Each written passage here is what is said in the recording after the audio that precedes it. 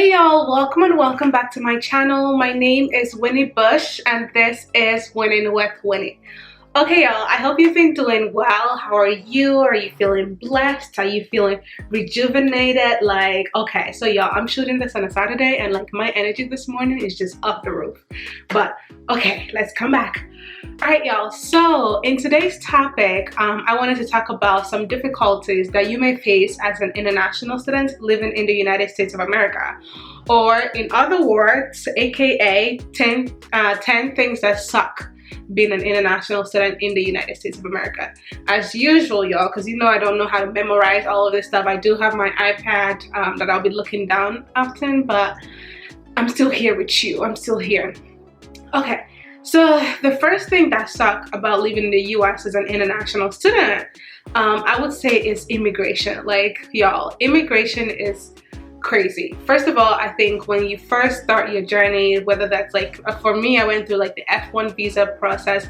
That process is already tedious on its own.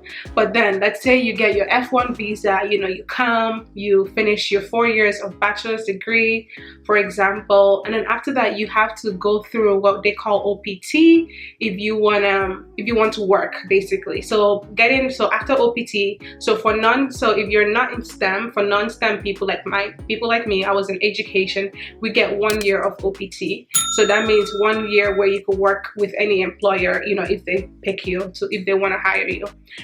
For STEM people, I think that's 3 years. Anyway, so after that, OPT process, you have to now get what they call a work visa or H-1B visa. And the process to get that is very tedious. A lot of companies do not want to sponsor because it's expensive to do for a lot of them. I think especially a lot of smaller companies, it's just too expensive and it's not something that they have in their budget. So immigration wahala, we'll say in Nigeria, but the stress from immigration, I think, is one of the biggest things that suck about living in the US.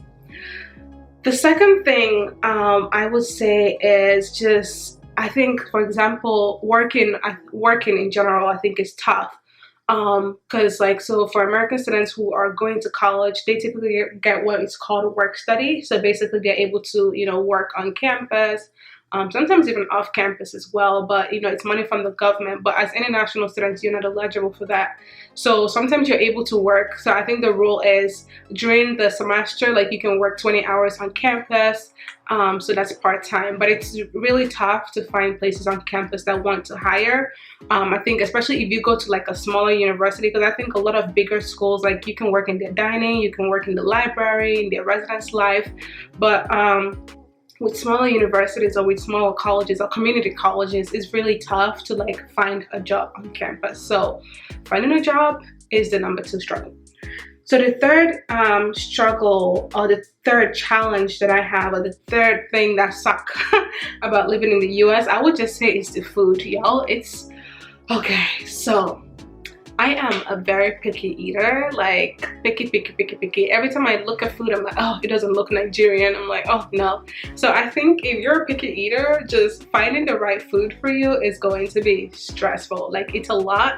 I think also, I know when I first moved, every time I'll be like, okay, so where's the Nigerian restaurant, or where's the African restaurants, or where's the African stores where you could purchase the things to make it. And for some people or some places that doesn't exist. So in Michigan, we had an African store. When I moved to Mississippi, they didn't have an African store near me. I think the closest one was 3 hours away. 3 hours, y'all. So just finding food is it's a struggle, and your sister can't make it. But I think the good thing now is and I think also another thing is I noticed that I don't know what's in the food, but American food makes you gain weight real quick. So I know people are like, oh sister, but let me tell you, I'm gonna blame it on the food, because I was better in Nigeria, skinnier, but just I think finding healthier food. Also, you'll notice even here when it's organic food, it's much more expensive than other food items that they have. So just finding something that you're able to eat it's difficult. It could also prove to be a challenge. Alright, so the other thing I have is finances. Okay, y'all, so I'm definitely going to do a video just talking about finances. But for this one, I just wanted to mention the part about I think for one, like international students, we pay the most like tuition in colleges.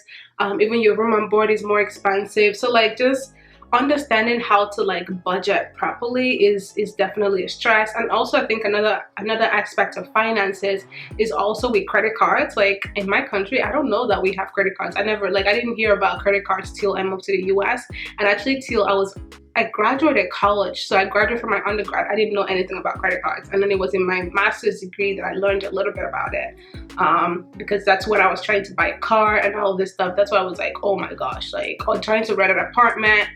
They talk a lot about like what's your credit score. So yo, when after my undergrad, I had no credit score. After my master's, I had no credit score, so it was very tough to like get a car or even to rent an apartment. Like it was a struggle. So I think just navigating finances in general, I think could be, you know, one of the challenges that international students face here in the States. Let's see, what other one do I have? I also have political atmosphere.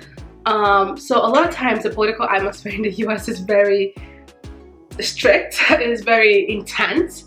So typically like people talk about like the blue versus red, and I don't know, like sometimes it's super stressful, but also I think a lot of times it's interesting how much politics like affect your life, even if you're not watching it or even if you're not like reading about politics. So like for example, we had like the Muslim ban, so where that was, you know, a ban on several countries where they couldn't come to the US.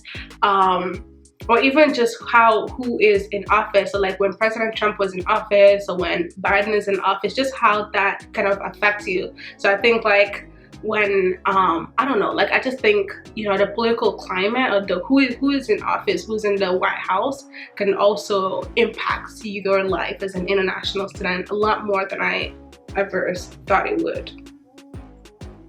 Okay, so another one I have is homesickness. Oh my gosh. Homesickness, pretty self-explanatory.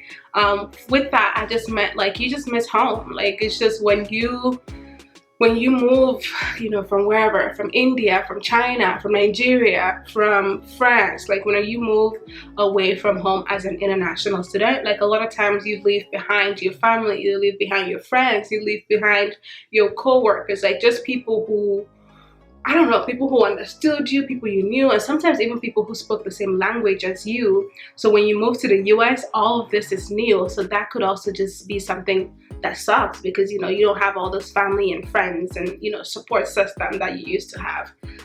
So yeah. And then I think I have two more. So the next one, 10 things that suck, is building relationships.